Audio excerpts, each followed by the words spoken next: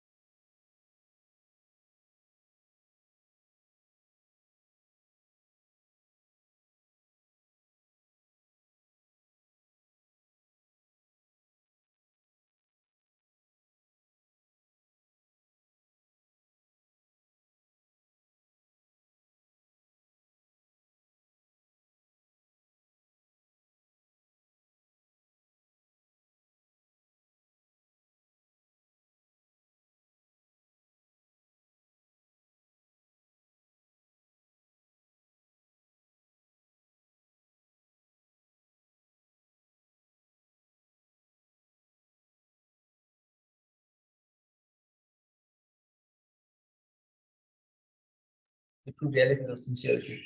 Because it's only when a person is sincere that Allah subhanahu wa ta'ala will then take them out of those external forms into the internal realities. And so likewise, even what Habib was speaking about yesterday is that the speech which we hear from the tongues of the people of Allah subhanahu wa ta'ala, the speech of the Prophet sallallahu alaihi wasallam, the speech of those who call to Allah, there's an external form and there are realities. And only by constantly, you can call it breaking your head, right, will a person reach the internal realities. When Allah subhanahu wa ta'ala sees sincerity, He lifts you out of the forms and He lets you delve into the inner realities, and then there is an ocean which has no end.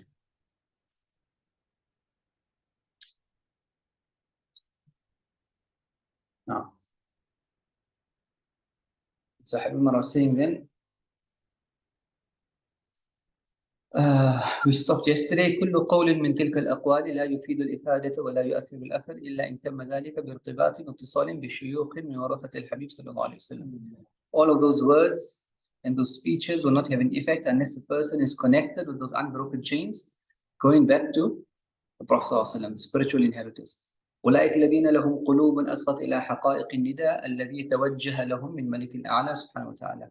They are the ones whose hearts have heard the call which was directed to them by Allah subhanahu wa ta'ala. And remember, like we said, everything has its external form and the internal reality. Even this Quran that we recite, there is the external words which we recite, but there is an internal reality, and that reality of the Quran is what lies in the hearts of the people of the Quran, the Ahl al-Quran.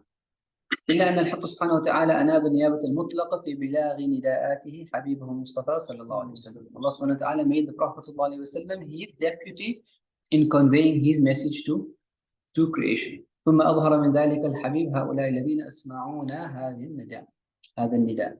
Then Allah subhanahu wa ta'ala manifested the spiritual inheritors of the Prophet صلى الله عليه وسلم, who in every age will continue to convey that message. And this is the amana, this is the trust. Right? In the awliya of Allah subhanahu wa ta'ala and the spiritual inheritors, the ulama, they have the trust and responsibility to guide them, to remove the ummah from tribulations, to remove the ummah from troubles. Allah subhanahu wa ta'ala has promised in the Quran that those who believe and do righteous deeds, they will what will happen to them? They will live a pure, peaceful life. And the purpose of connecting to the people of Allah is so that a person can achieve Jannah in this world before the hereafter. Right? The worries, the sorrow, the sadness, the grief that people go through, all the different societal issues. The Prophet's sole purpose of being sent to us after connecting us to Allah subhanahu wa ta'ala was to remove us from all of these tribulations. Right? And we see that the awliya of Allah subhanahu wa ta'ala, no matter what happens, there can be wars taking place in their countries, but their tartib goes on. Their lessons go on as if nothing affects them. Allah subhanahu wa ta'ala takes care of their rizq, their provisions. Bombs will be falling maybe a few cities away, doesn't it? And they know that they are under the protection of Allah subhanahu wa ta'ala. نحيينه حياة طيبة. فالنداء الذي نسمعه وإياكم مضت علينا وعليكم سنوات ونحن نسمعه بهذا الوجه وبهذا الوصف. So this call which we have heard, when speaking to his students here, he says, many years now have passed and we are listening to this call, right? In this particular way, meaning what is being told to those students. لكن ينبغي أن نصل إلى مرحلة ندرك بها حقيقة هذا النداء. However, it is imperative that we reach a stage in that we perceive the true reality of this call, the internal reality of this. وَنَرْتَقِي إِلَى سَمَاعِ شَيْءٍ مِّن مَعَانِي, and that we elevate ourselves to listen to its meanings, those inner meanings. وَإِدْرَاكِ بُعْدِ ذَلِكُمُ الصَّلَاةِ, and that we also perceive the extent of its echo. When the Prophet ﷺ spoke, right, and he called everything that he spoke about to his ummah, and everything that was revealed in the Quran, its echo will last into eternity, right? And so how even in our day and time can we find that echo and that guidance? The Prophet ﷺ spoke to the Sahaba, right? He came for, and this is the miracle of the Quran and the miracle of the Prophet ﷺ, in that even though he lived in that 6th century, but everything that he taught was applicable to each and every single time until the day of Qiyamah. وَنَتَّصِلُ بِشَيْءٍ مِّنْ حَقَائِقِهِ, and we need to connect ourselves to its inner realities. وَنَعْلَمَ الْمُنَادِ الَّذِي يُنَادِي وَحَقِيقَةَ نِدَائِهِ, and to become acquainted with the scholar and the reality of his call. The Prophet ﷺ himself was not just a messenger that came and gave a message and he went his way, right? It was his own personage which was chosen by Allah subhanahu wa ta'ala, and so therefore he is as important as the message. And if we do not understand who the Prophet ﷺ is, then we will not understand the words that he speaks. So for example, if a person just thinks the Prophet ﷺ was a human being and he spoke like any human being that came in history, or so for example, sometimes they describe the Prophet ﷺ as he was, the greatest orator, and some would say he was the greatest military specialist, and some would say he was, the greatest father, and they want to espouse some of his qualities. Not realizing that what do they want to do? They want to just equate him to other great men in history. So Einstein was great, and this one was great, and that one was great, and the Prophet ﷺ was also great, right? Whereas his greatness wasn't because of these individual capacities, but his greatness was because he was the messenger of Allah sallallahu alaihi wasallam. And if we understand that it was because he was the messenger sallallahu alaihi wasallam, he then has a special connection with Allah subhanahu wa ta'ala and a special source of knowledge. Meaning what he says now is not like what Einstein says and what anyone else says. In fact, our aqidah is that he is more knowledgeable than Einstein is. It is the aqidah of every believer to believe that the Prophet ﷺ was the most knowledgeable human being that ever lived, from the beginning of time to the end of time. There is no knowledge that will be discovered.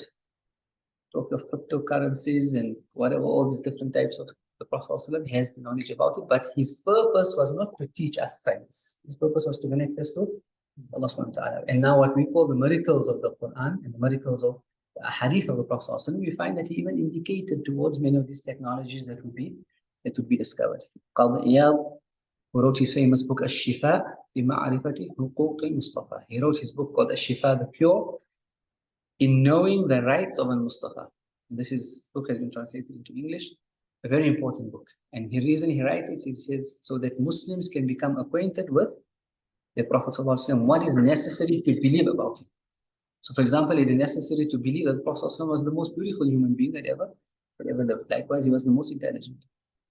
And likewise, that Allah subhanahu wa ta'ala had taught him the knowledge of the first and the last, as he himself mentioned in authentic traditions. And so if we become acquainted with the Prophet ﷺ in this way, then we take his words with yaqeen. We take his words have weight in our hearts. So if he spoke and he said a time will come when this and this and this will happen, it's not a case of will it happen, won't it happen, will science prove it, will not science prove it. Whether people say what they want to say, if we know that the Prophet ﷺ said it in authentic narrations, without a doubt it will happen. We gave the example last week about when they came across this. Obviously, we know Orientalists and the Westerners, they study the hadith of the Prophet ﷺ more than we do. So this hadith had said that the wing of a fly has, one wing has the disease, and the other has the antidote, or the virus, and the other wing has an antidote. So they did these tests. Scientifically now they found that only one wing has the disease. There's no antidote in the other wing, right?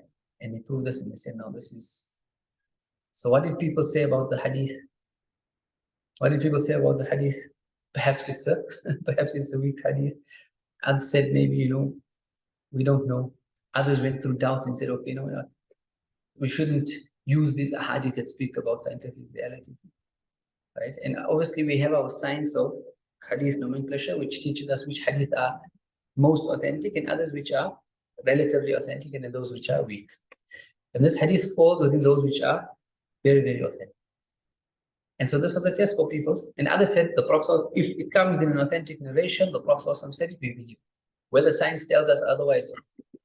A few years later, they discovered, hey, you know what, there is actually, there was either something wrong in the way they did the study, or the microscopes they were using weren't strong enough to discover. And a few years later now, they found out that, hey, you know what, it doesn't. And so, in believing or understanding who the Prophet is and Allah subhanahu wa ta'ala in our Quran and our deen, we are not dependent on things. We do not need science, we do not need events to increase our iman. I say a person who only believes in the verses of the Quran or believes in the hadith of the Prophet because science has proven it, then your faith is contingent to science, right? Or your faith is hanging in the balance of science. And we say this is a person who is they call him a abd su', he's a bad slave, right? If you have someone, a servant who works for you, but he only does things because he knows there is some sort of reward in it, right? Therefore, he's not a real servant. But someone who does something because of the nature, recognizing your right over him. And this is why we worship Allah subhanahu wa ta'ala, through recognizing that Allah subhanahu wa ta'ala is our Lord. Whether we get the rewards or we don't get the rewards. And this is exactly what we were speaking about in the beginning, that we have to worship Allah subhanahu wa ta'ala through those things which He has prescribed. And initially we do it for rewards. But how do we move from worshipping Allah for rewards to worshipping Him for the mere fact that He is our creator? That's the sincerity.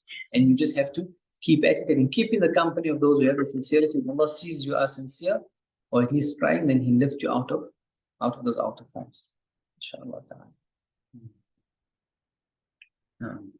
So we have to become acquainted with the Prophet himself. أو نتصل بشيء من معاني تلكم الحقيقة. Connecting ourselves to those realities حتى نتهيأ وإياكم للإبلاغ الذي تتهيئون به في واجبكم بما يتعلق بشأن هذه الرسالة العظيمة. And why do we need to become acquainted with the Prophet and the inner reality of these messages? Why? So that we can prepare ourselves and yourselves for conveying this message, right? Which you have been preparing to fulfill this obligatory duty which has been placed on our shoulders in conveying this great message. And that is our duty. Our duty as Muslims is only to convey the message. But we cannot convey the message. How can we teach people about something which we ourselves are not connected to the inner reality, right? But the beautiful thing of the deen, the Prophet said, that our duty is to convey the message. So if a person has not achieved the inner realities, they still need to convey the message. Perhaps they will convey the message to someone who will understand it even better than themselves, right? And this happens many a time, right? And the Prophet actually in this is given an indication that there would be people that would come in the end of times, in every generation, that Allah will open up for them understandings in the deen, which He doesn't necessarily open up for those before. And we see this with our ulama, and we see this with our scholars and our awliya. بما يتعلق بشأن هذه الرسالة العظيمة النبوية المحمدية الأحمدية المصطفوية الكبيرة الجليلة. Right? This great message, this prophetic message, this Muhammadan message, this Ahmadi message, the message of the Prophet ﷺ. The Prophet ﷺ, he was the most beloved to Allah subhanahu wa ta'ala and the most honorable to Allah subhanahu wa ta'ala. And there's nothing dearer to Allah subhanahu wa ta'ala than the Prophet ﷺ. In fact, they would even say that the greatest secret that exists in the universe is the Prophet ﷺ. People are trying to unravel the mysteries of the universe and where and stars and galaxies, whatever. Right? The awliya would say that the Prophet ﷺ is the greatest enigma and the greatest mystery. Right? And part of the spiritual openings of the awliya is all just becoming acquainted with his inner reality. And that also is an ocean without a shore. And so if we understand that he had this position with Allah subhanahu wa ta'ala, then we need to understand that what he was sent with was not something light and not to be taken lightly. And then if we understand our responsibility, our relationship to him as well, then we understand the enormity of the responsibility to convey the message. التي ختم الله به الرسالة. The Prophet ﷺ was the seal of the prophets. Allah made him the seal of all the prophets. وأشرق شمسها فاندرجت فيه بدور الرسالات كلها. And when the Prophet ﷺ appeared, okay, all of the previous messages of all the prophets then fell under his wing and fell under his message. And so a person who is involved in da'wah and calling to Allah subhanahu wa ta'ala, he's doing the work of the prophets. And not just the Prophet ﷺ, but all the prophets that came before. وما من رسالة لنبي من الأنبياء إلا واندرجت في أنوار هذه الرسالة التي حملت إليكم على يد الحبيب صلى الله عليه وسلم. And there is not a single message of any prophet that came before except that it falls under the message of the Prophet صلى الله عليه وسلم. And so the real salvation for mankind lies where? Salvation of mankind lies in following the prophets. And the only reason mankind would go astray is because they have left that methodology of the prophets. Allah subhanahu wa ta'ala, when He created creation, He chose the prophets as means of guidance. And the prophets come with a methodology. The entire Quran is the methodology of the prophets. And the Prophet's message as well is an explanation of that. So those that choose a methodology other than the methodology of the prophets, what are they actually saying? They are saying that if they believe in Allah subhanahu wa ta'ala, but they choose a methodology other than the methodology of the prophets, then they are saying that we know better than you, Allah. Right? Anyone that chooses a methodology other than the prophets, they are saying in reality, whether they realize it or not, that we know better than who? We know better than Allah subhanahu wa ta'ala. And if they just believe in Allah subhanahu wa ta'ala, we need to realize that there are those elements that are at war with Allah subhanahu wa ta'ala. And so they would want to dismantle this methodology, dismantle its effect in society, right? And they will do everything opposed to what Allah subhanahu wa ta'ala desires from His creation. So Allah wants people to perform salah. Shaitan and his armies will want people to become negligent of salah. Allah wants people to be moral, they will promote immorality. Allah wants marriage to happen in a certain place, they will allow things to happen without marriage.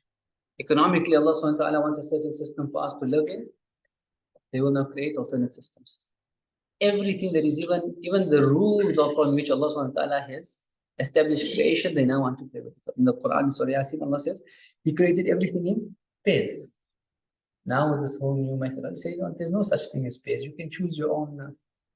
Allah says He created everything in the universe in male and female. Right? Now they will say you don't have to. There's no such thing as male and female. You can. All of this is the war being waged against Allah subhanahu wa ta'ala. And Muslims need to be aware, because sometimes people follow these things because it sounds nice, just because it's it's a big fad at the time, not realizing that it is contrary to their deen. وأنتم إذا تهيأتم إلى هذه المعاني التي تدعون إليها والتي تحدون إلى الارتقاء في مراتبها. And all of you, if you are preparing yourself and if you prepare well to understand these meanings that you are being called to, right, and which you are being guided to, and which you are being invited to elevate into its different spiritual stations, كانت الآثار في تبليغكم لمن حواليكم غير الآثار. If you understand these realities, you prepare yourselves for them, and you elevate yourselves in its stations and meanings, then when you convey the message, the effect will be different than other people. The effect will be felt in people. Why? Is because you're connected to the reality. When it's Habib in effect saying here, and sometimes on the tongues of the awliya, they won't speak. If they are the people of Allah subhanahu wa ta'ala, they will not mention certain things.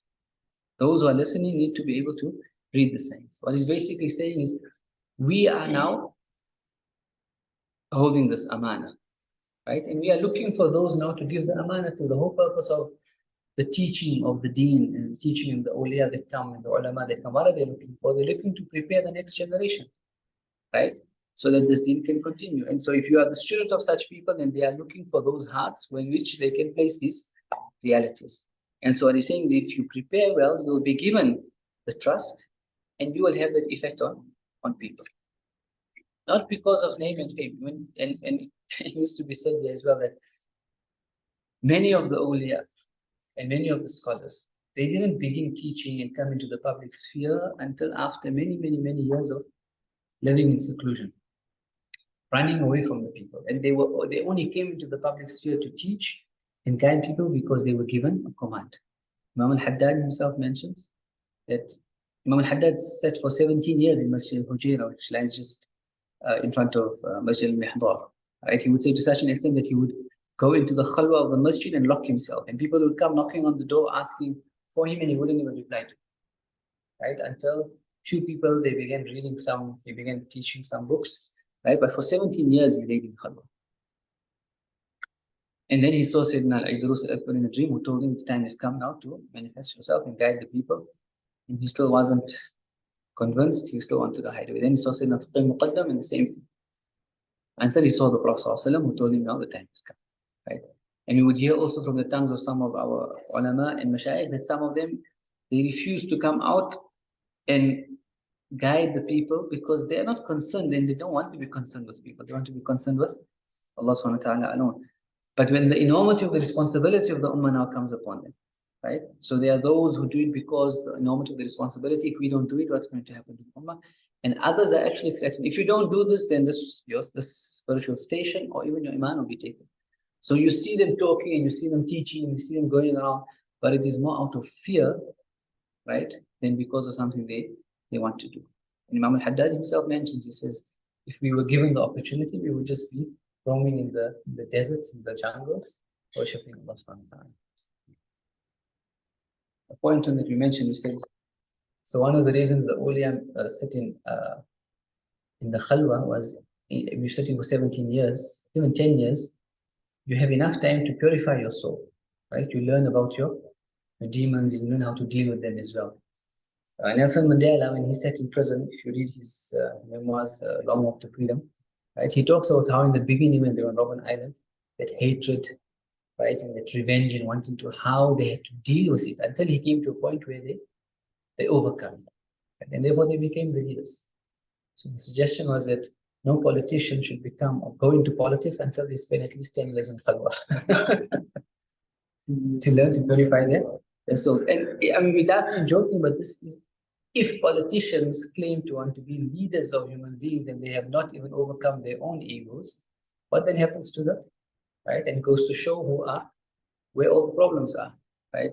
Politicians who are in the sphere of guiding people, but they still are filled with hatred, anger, envy, jealous, greed, these sort of things. How then can we expect them to guide? Right? And people then need to hold these people, the politicians, accountable. Right? What is the measure with which we elect people? If we elect our leaders, it is based on what, right?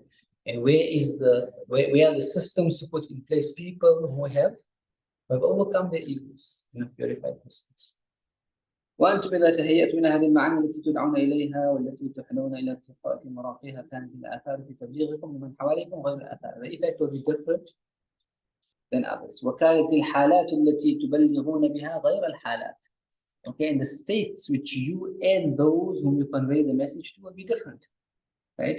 Because the whole purpose of the message is to take people from one state to another state. If they're in negligence, to bring them into remembrance. Right? If they're in remembrance if they're in remembrance just with forms, you have to take them to remembrance into the inner realities. If they are in remembrance of the inner realities, but still taken by the spiritual lights, you have to take them out of that into sincerity of only seeking the face of Allah subhanahu wa ta'ala. And if they're in those realities, then there are still further realities beyond that. Right? And Imam al-Ghazali has a nice book towards the end of the Ihsaan, where he speaks about the levels of deception that people exist in. And he'd bring the entire society from the traders and the workers, and he speaks about the deception. And even those people who are on the spiritual path, what are the deceptions that they are in? Even those people that have spiritual openings and unveilings, what are the deceptions that they are in? And because there is no end to your stage and your journey towards Allah subhanahu wa ta'ala. And so where you are today might be an opening, but tomorrow it will be a veil if you stand on that particular. And so there's never a point where you can say, I have arrived, right? وتهيأت للخدمة في تجديد هذه الرسالة على رأس هذا القرن الذي واجهناه وواجهكم. And if you can do this and elevate yourselves, understand these meanings and convey the message, you would have prepared yourself to do the service and khidmah in the renewal and revival of the message of the Prophet ﷺ at the head of this new century that we are in. Okay, the beginning of the 14th century, we are in 1445. Right? And these words Habib was speaking at the beginning of the 14th century. وواجه هذه الأمة كلها لابد لنا من الالتفات إلى حقيقة النداء فالمنادي ينادي. And so it is imperative that we delve into the meanings of this message, because فالمنادي ينادي. The caller is calling, and the call is continuing all the time. فالذي تسمعونه الآن من صوتي وكلماتي التي ألقيها عليكم. So these words which you are hearing from my speech, which I am giving you, هذه كلها قوالب لها روح. This speech is an external form, it has a meaning. هذه كلها صور لها معاني. It is all a form and it has an inner meaning. هذه كلها حس له باطن. It is all just an externality and it has an internal form. Just different ways of driving home the point. هذه كلها مظاهر لها جواهر. All of it is just a manifestation, but the true treasures lie within these meanings. وهذه كلها التي تسمعونها إشارات لها رموز. All of this which you are hearing are indications, and they have signs. They're like a map. They are leading to something greater. So don't stop just at the words. You have to delve into what is beyond these words.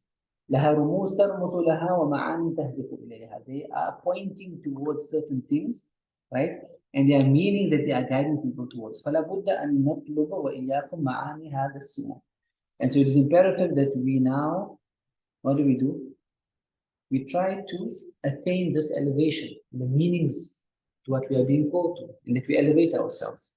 إلى إدراك هذه المعاني من وجه أكبر مما كنتم تفكرون. We need to start understanding these realities in a manner greater than what we are currently understanding. To drive home the point, the examples we always give of the indications of the Sharia and the words which the awliya call us to, the people of Allah subhanahu wa ta'ala, and even the Quran and even the Prophet also mentioned. When they tell us to do something, like an instruction, anything from ibadah to knowledge to anything else, there are spiritual realities behind this and spiritual secrets which they cannot speak about, right? But they desire and everyone to achieve them. And if it was plain and clear for people, then there would be no point in why did Allah subhanahu wa ta'ala not reveal himself to human beings, right? Because this is the essence of faith, right? He wants to test people. Who will believe, who will do. So this life is a test, right? And even in one's relationship with Allah subhanahu wa ta'ala, there are different levels that the person can reach. So if you buy, we give the example of a father who buys, what's the latest nice cars people drive around now? Is it still Ferraris or back in the day? Huh? Camrys. Right? So, Teslas, right? So he buys his son the latest car. He gives him the key. And by giving him the key, the child is thrilled.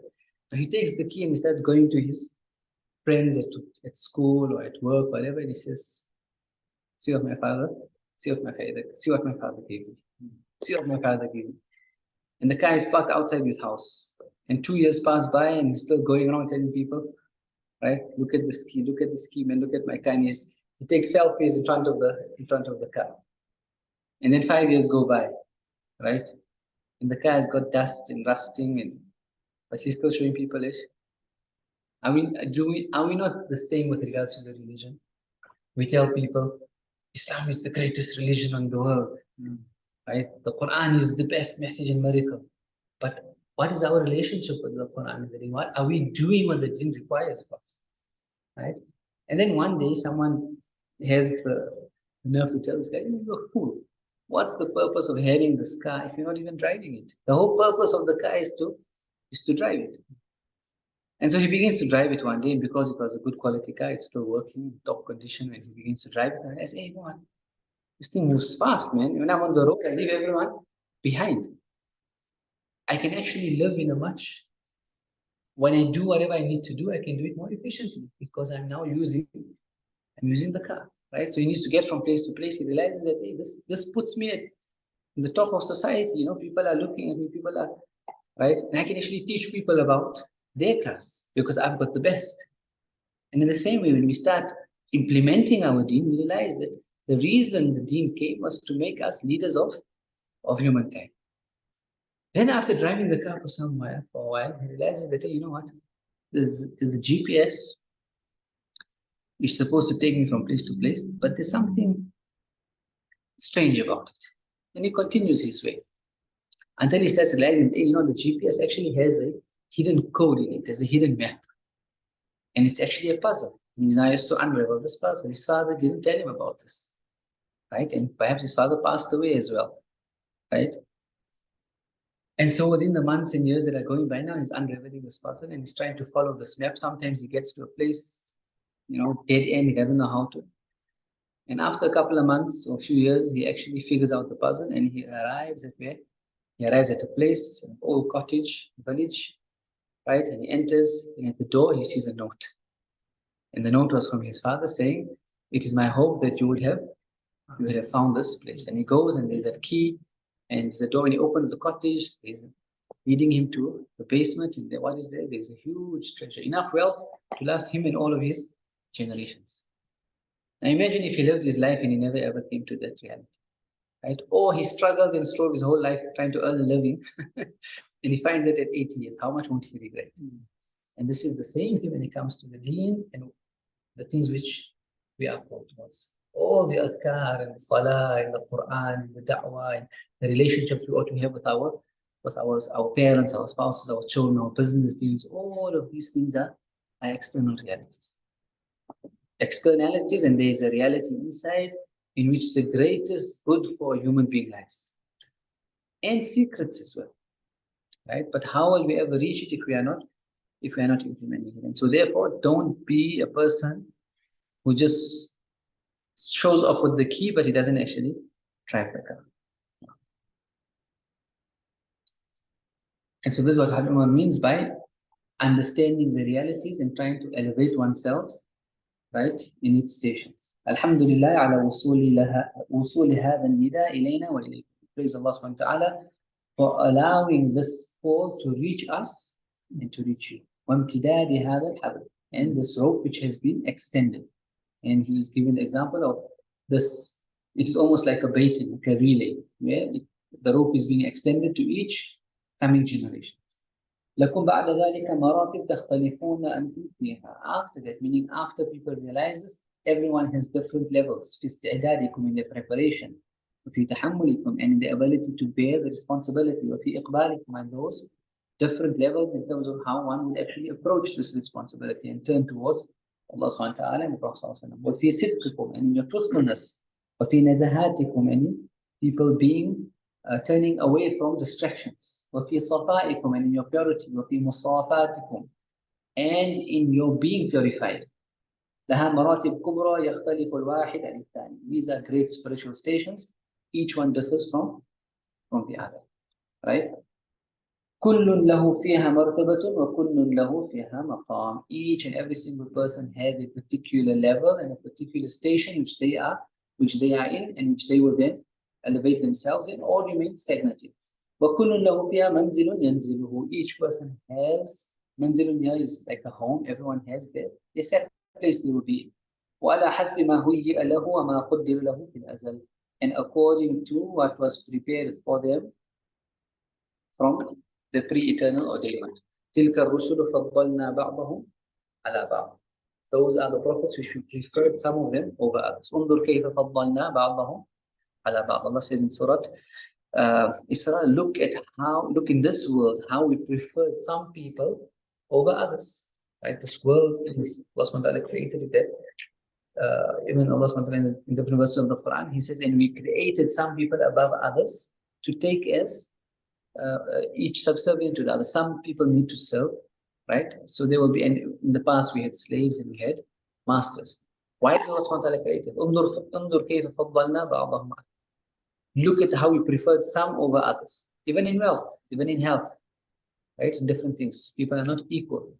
وَلَلْآخِرَةُ أَكْبَرُ دَرَجَاتٌ أَكْبَرُ تَفْضِيلًا. But the hereafter will be greater in preference, right? And greater in stages. We hear in the hadith of the Prophet ﷺ that two people who would have lived their entire life having done everything the same. One just increased the other in saying Subhanallah once. And this, the difference is... Yeah, you will never be the poor person, I guarantee you. Yeah. It's been like 10 minutes before normal, so...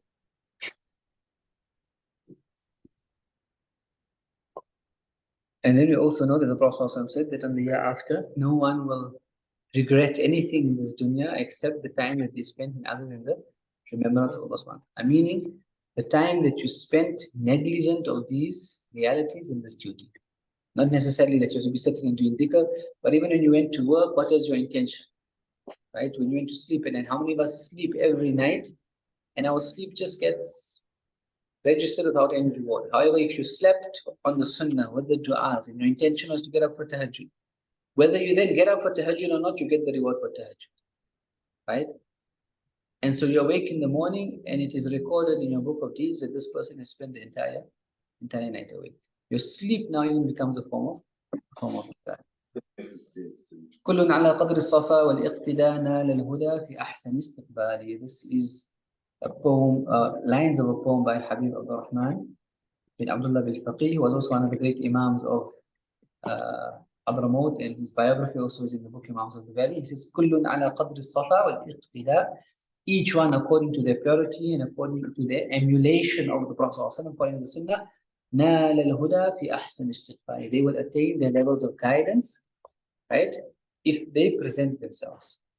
So according to a person's determination, according to a person's vigor, according to a person's intentions, you will achieve. Allah subhanahu wa ta'ala does not do anyone down. I am as my servant thinks about me. And the whole purpose of learning these things and spending time in the company of the people of Allah subhanahu wa ta'ala is to learn their himmah. We spoke yesterday, was it the day before, about how some of them will not even rest in their homes. They were always busy from one thing to another. Imam al-Ghazali, when he speaks in the Bidayah and Hidayah as well, he speaks about how a person's entire day needs to be organized. You have a specific thing which you do at a specific time. If you want barakah in your time, you do things at its specific times. We know certain of, not even the scholars, but certain students in Tareem, they would be so particular of their time, right? One of them, for example, at the time, half an hour before Isha, that is when he would author, or he would do some writing. And as he is writing, if the adhan of Isha goes, he drops his pen, whether he's finished or not. Others would do in terms of time. So for example, one would write from 7:30 to 8:30. This is my time for authoring my works or doing revision, whatever it is. 7:30 to 8:30, or 7:30 to 8 o'clock. When 8 o'clock comes, right, and his alarm goes, drops his pen. Doesn't increase one letter more, right? And this is how they guarded their time. And if a person is able to organize their time like this, you begin to see barakah, right? You notice, and I tell people, even in yesterday we were speaking with some people, they're talking about, we want to learn the deen, we don't have time, we're working. I said in South Africa, this time between Maghrib and Isha is a wasted time. The entire period between Maghrib and Isha goes just either in eating, right? And if a person decides that, you know what, I will have my dinner or my supper before Maghrib or after Isha, and you dedicate this time between Maghrib and Isha now for your relationship with Allah subhanahu wa ta'ala, in terms of studying His deen, whether you do it online, whether you do it in the masjid, whether you find someone privately, but every single day you just at it, right? What happens? After a year, it's accumulated, right? And what people will achieve by sitting, for example, 6 hours every day in an institute, you're achieving a sixth of that every day, meaning in 30 or 36 years, you achieve what they achieve. And we don't want to compete with anyone.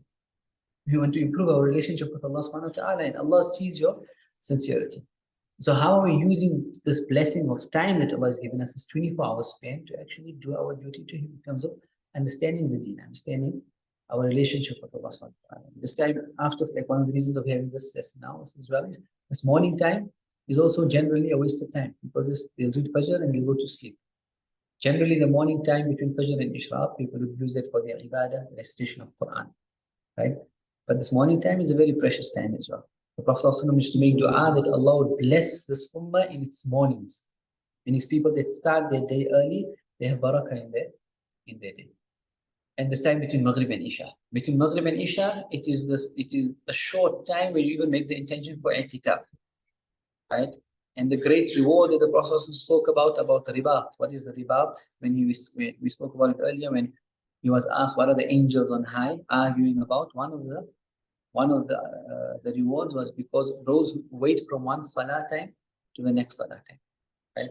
And so you read your Maghrib salah, whether it's in the masjid, you do your revision. You have school work, you have work to do. Take it to the masjid and sit in the masjid. Make that time for Allah subhanahu wa ta'ala, right? And if you start systematically every single day that becomes your time. You know, certain people as well, in that time, it's the time in Tareem, that's the time for Quran. Between Maghrib and Isha for centuries now, from the 3rd Islamic century, the entire city of Tareem between Maghrib and Isha, and even in the Hadramaut, that was time for Quran. The entire city would be reading Quran at that time. And then 20 minutes before Isha Adhan, they read the Ratib of Imam al-Haddad. All the men were in the home, in the masajid doing that, all the men and the young boys. And in the homes, the women and young girls and children. Means if you walked in the city in the past, during Maghrib and Isha, you wouldn't see anyone in the streets. That was the time of Quran. Obviously, now things have changed a little bit now. And it's changed only in the past maybe 15 years or 10 years after the internet came and these sort of things. But still today, between Maghrib and Isha, if you're not reading Quran and you're not in the masjid, you feel like you're not a Muslim. To such an extent that you would even say, no one should be visiting anyone else at the time of Maghrib and Isha. It's not a time to even be eating. And to impress that point, one of the scholars would even say that if someone meets me with a firebrand in my face, it is more dear to me than for him to speak to me about the dunya between the time between Maghrib and Isha. Not even speaking about the dunya, right? Trying to impress the importance of.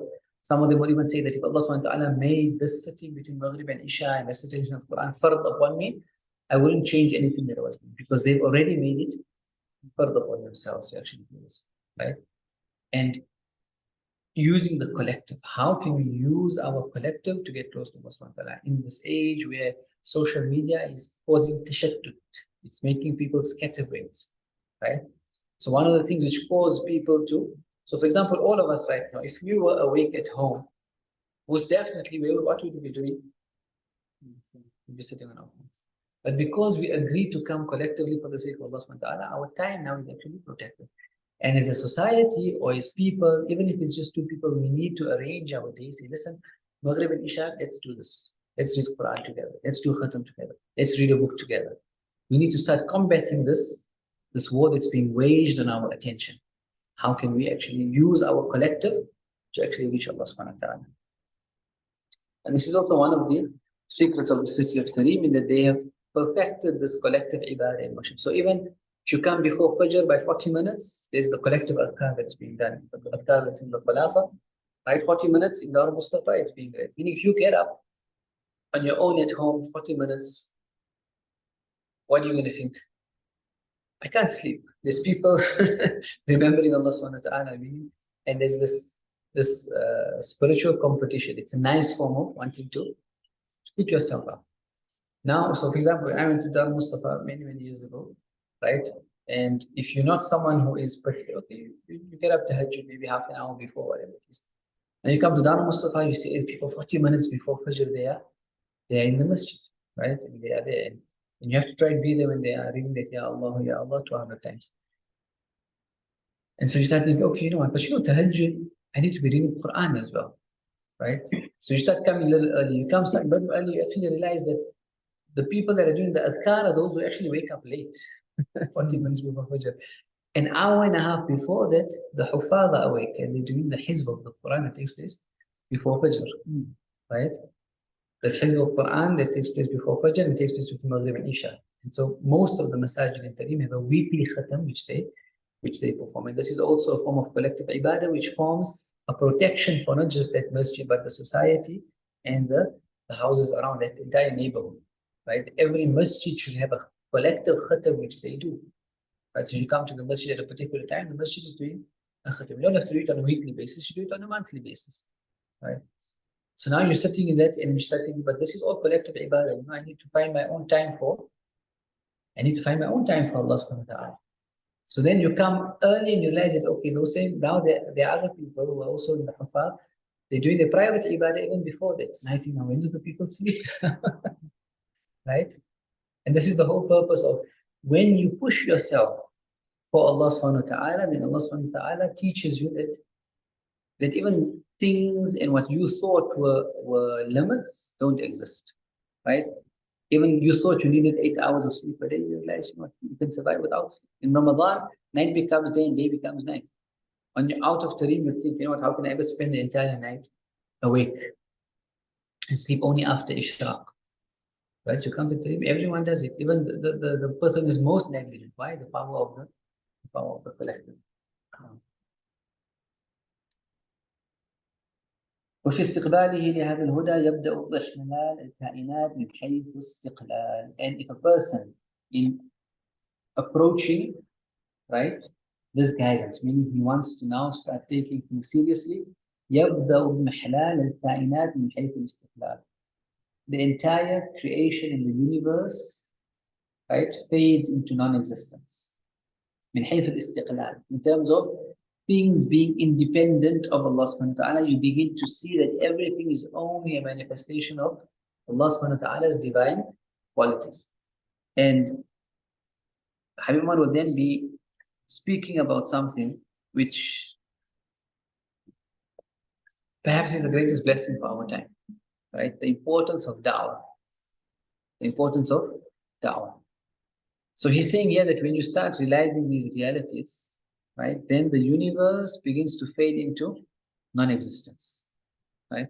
And this is an extremely high spiritual state. It is the state which people in the past would go and sit in khalwa to worship Allah subhanahu wa ta'ala for months and years, to reach the stage of what is known as fana, annihilation, right? La mawjooda illa Allah. There is nothing in existence in and of itself independently besides through Allah subhanahu wa ta'ala. La mawjooda, nothing exists besides Allah. And what Habib Umar is indicating here is that these stages are available in these times for people who do da'wah. Because the time is not now to sit in khalwa for years and months and that. The ummah is in need of people to guide them. And the whole purpose of all these spiritual actions and the ibadah and the worship is to reach these spiritual stations, right? It's not about the forms. And so these stations are available today in these times for people who would do this duty of da'wah. And we would hear from our mashayikh that what lie or what laid in the khalwa of the people of the past, the mashayikh have put in da'wah today. Meaning you want those high spiritual stations, da'wah has to be your number one priority. You have to also have your private time. But in the past, it was possible for people to go completely into khalwa and sit for the entire lifetimes. And the example is given of the ummah today, one of the mashayikh, right, the authentic ulama and the people of Allah subhanahu wa ta'ala. It is like they are on a battlefield and the enemy is approaching and the entire army has been decimated.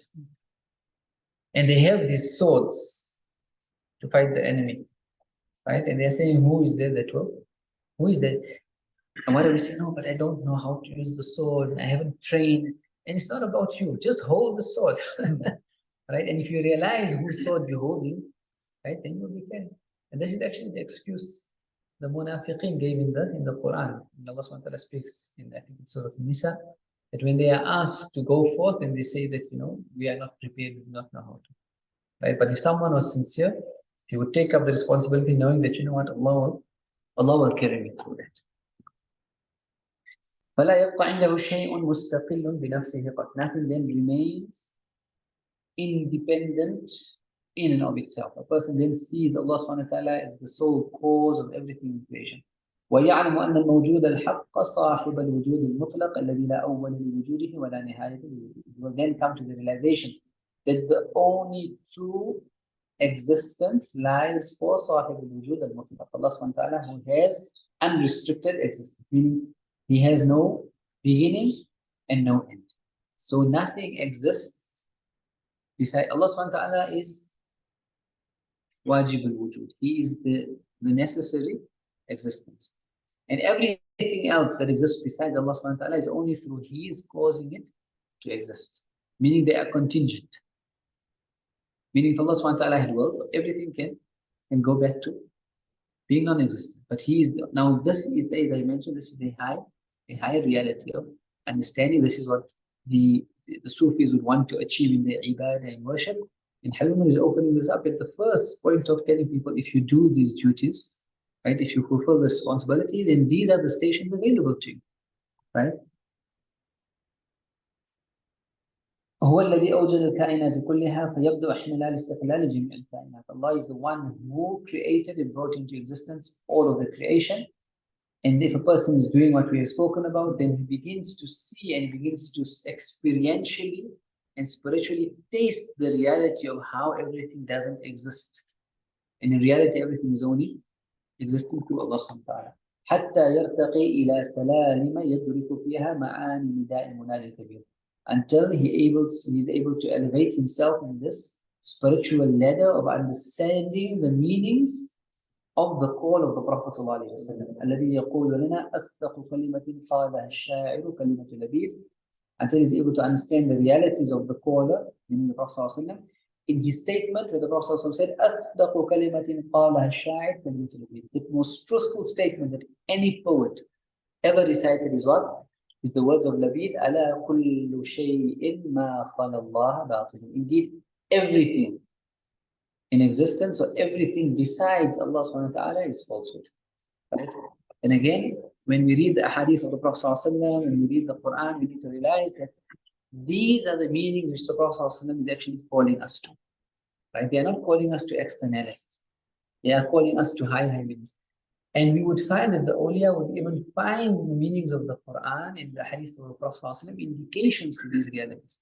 So we spoke about the chains of narration. We spoke about how our deen is protected, or the interpretation of the deen is protected through the chains of narration. And so our understanding, for example, these hadith, these Quranic ayat, these are the meanings, right? But in the spiritual realm, Allah subhanahu wa ta'ala will open up for people other meanings, meaning it is not for everyone, but it is for people who now can delve into these different meanings. And it's also guidance. So the Prophet ﷺ, when he spoke, people that are on the level of Sharia, that guidance is for them. But people who are on the level of Tariqah, that same words will have different indication for them. And people who are on the Haqiqah, that same words will have different meaning for them. Just to give you an example. So we know the hadith of the Prophet ﷺ, he says, whoever sees an evil should change it with their hands. من رأى منكم منكرا فليغيره بيده فإن لم يستطع فبلسانه. If he's not able to, then with his tongue. فإن لم يستطع فبقلبه. And if he's not able to, then with his heart. ذلك أضعف الإيمان. That is the weakest form of. The word ضعف in Arabic means weak. The word ضعف in Arabic also means what? Multiply. It means greater. And so the people of Allah subhanahu wa ta'ala who understood these realities and reached these realities where they are able to change things with their hearts because of their concern for the ummah. For example, concern for my neighbor or concern for a certain people. We've seen this. Concern for the people and the hidayah. They just walk into an airport, people look at them, and they are guided. And so the hadith, and if they are not able to change it, then they should change it with their hearts, and that is the greatest form of Iman. When you are able to change something with your heart because of your connection with Allah subhanahu wa ta'ala. That is not the interpretation in the Sharia, is what we've said. But these meanings will open up for people who have reached that where they're able to change things just by their heart, or just through their gaze. And we saw the Prophet ﷺ as well, this is in his lifetime as well, with people who just come to him, just by gazing upon him, their life would change. Right? This is one example. The ayat of Quran. And then they are what they would refer to as tafsir al-ishari, right? Ibn Ajiba and these sort of things, where they would, these verses of the Quran, where they would give the indications of what the awliya see in these meanings. But obviously, it's not for someone who is not on that level. They shouldn't delve into these things. But the khulasa, or the crux of the lesson today, is that we need to start going beyond the forms. We ask Allah subhanahu wa ta'ala to grant us tawfiq, inshallah, wa akhir da'wana. Alhamdulillah Rabbil Alameen. Subhanakallah wa bihamdik. Nashhadu an la ilaha illa anta astaghfiruka wa atubu ilayk. A'udhu billahi minash shaitanir rajim. Bismillahir rahmanir rahim. Wal 'asr innal insana lafi khusr illa alladhina amanu wa amilus salihati wa tawassaw bil haqqi wa tawassaw bis sabr. Wal 'asr innal insana lafi khusr illa alladhina amanu wa amilus salihati wa tawassaw bis sabr. Wal 'asr innal insana lafi khusr illa alladhina amanu wa amilus salihati wa tawassaw bil haqqi wa tawassaw bis sabr.